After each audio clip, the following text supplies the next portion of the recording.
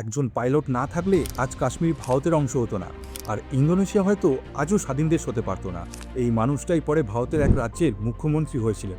উড়িষ্যার এই স্বাধীনতা সংগ্রামী এতটাই আইকনিক ছিলেন যে তার মৃত্যুর পর তার দেহ 3টি দেশের পতাকায় মোড়া হয়েছিল।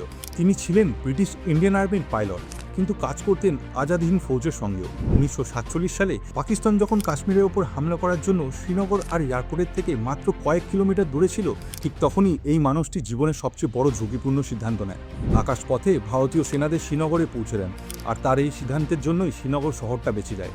এই একই বছর যখন ডাচ বাহিনী ইন্দোনেশিয়ার ওপর আক্রমণ চালায়, তখন ইন্দোনেশিয়ার প্রধানমন্ত্রীকে শত্রুদের হাত থেকে প্লেনে করে নিরাপদে বার করে আনেন উড়িষ্যার এই তৃতীয় মুখ্যমন্ত্রী বিজু পট্টনায়ক। এই কারণে ইন্দোনেশিয়া তাকে দেয় তাদের সর্বোচ্চ অসামরিক সম্মান, এবং রাশিয়াও দেয় মেডেল। কিন্তু প্রশ্ন, রাশিয়ার জন্য তিনি এমন কি করেছিলেন যার জন্য তারা তাকে সম্মানিত করেছিল? জানতে চাইলে পিন কমেন্টটা একবার চেক করে নেবেন। আজকের মতো জয় হিন্দ।